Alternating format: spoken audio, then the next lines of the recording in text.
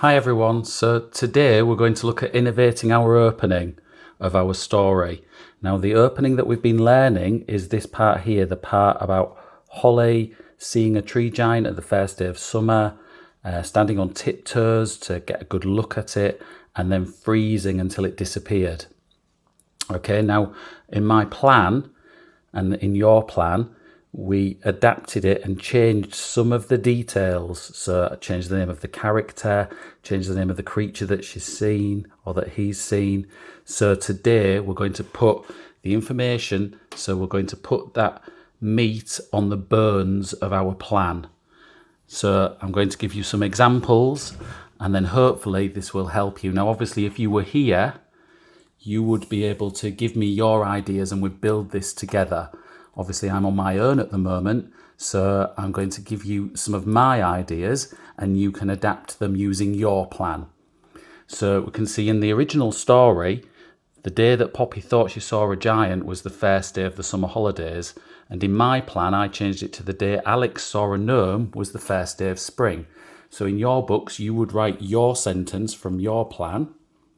So I'm going to change it to the day that Alex, now Alex needs a capital A because it's a name, it's a boy in my story.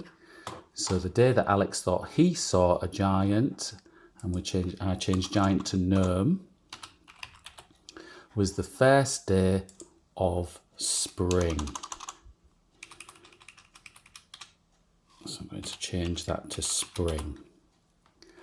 It was walking down the alley at the back of the house. So I'm going to have a look at my plan. I put it was hiding in the garden. So I'm going to say it was hiding in the garden rather than it was walking down the alley.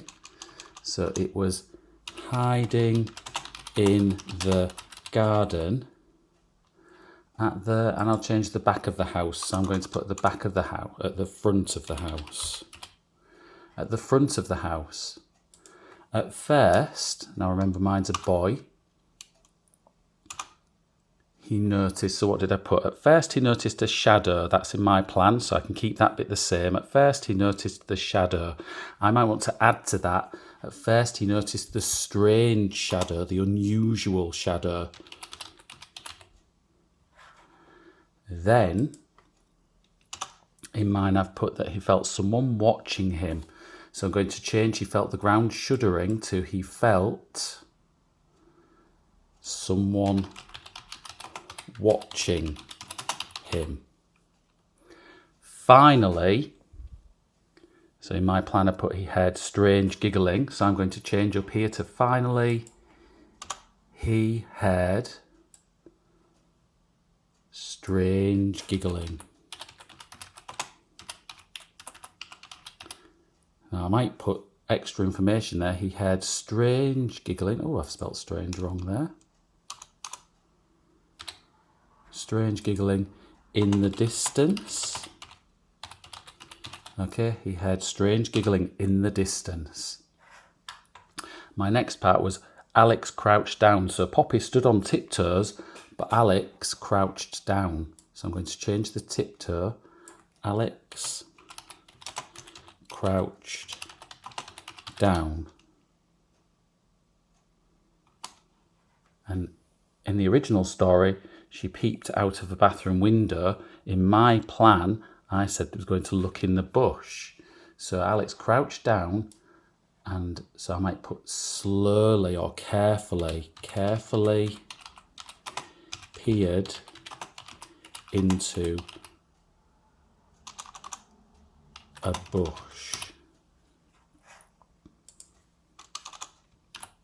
It's a boy, so I change it to he. So what did he get? Oh, he caught a glimpse of the gnome's face, and amongst its beard were mice and butterflies fluttered around its head. So he caught a glimpse of the gnome's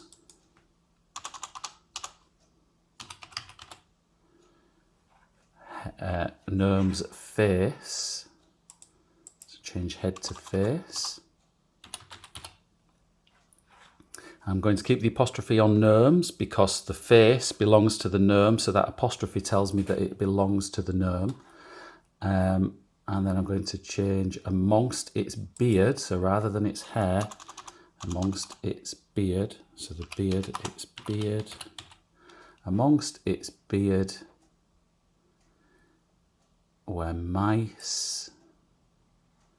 Ooh, so we had bushes grew and tiny trees sprouted. So I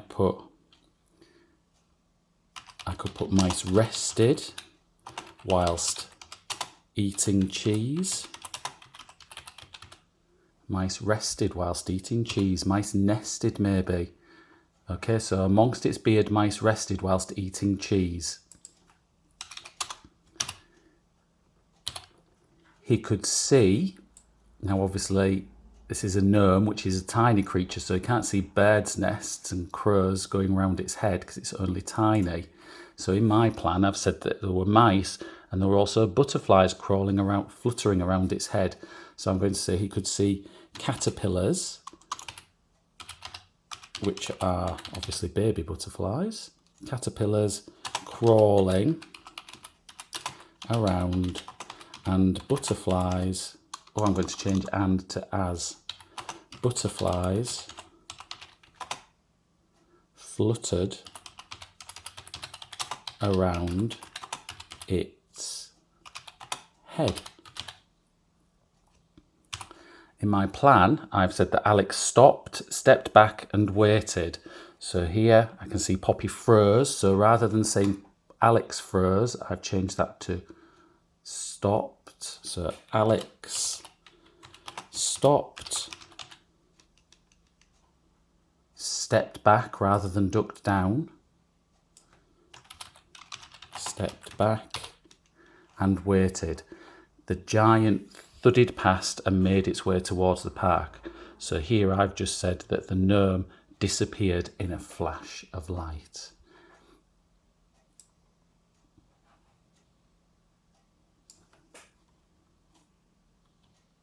So I might say there was a loud fizzing sound, and then the gnome disappeared in maybe a blinding flash of light.